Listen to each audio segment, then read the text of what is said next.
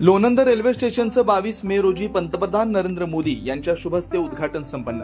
लोणंद शहरातील Lonand junction railway स्टेशनचं 22 मे रोजी video कॉन्फरन्सिंगद्वारे पंतप्रधान नरेंद्र मोदी यांच्या शुभहस्ते उद्घाटन संपन्न झालं। या प्रसंगी डीआरएम राजेश कुमार वर्मा प्रमुख अतिथी म्हणून होते।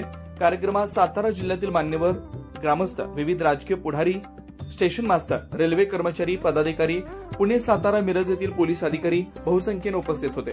या ठिकाणी रेल्वे पोलीस अधिकाऱ्यांनी चोख बंदोबस्त ठेवला होता। कुठेही अनुचित प्रकार घडला नाही।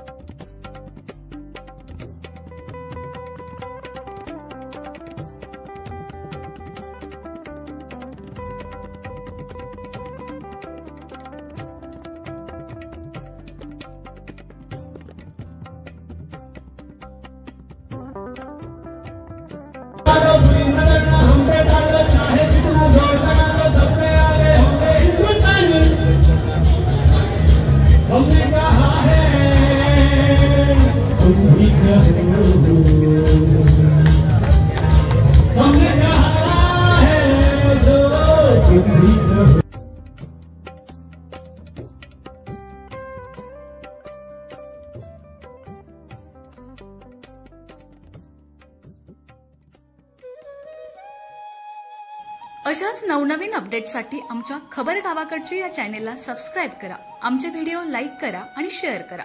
धन्यवाद।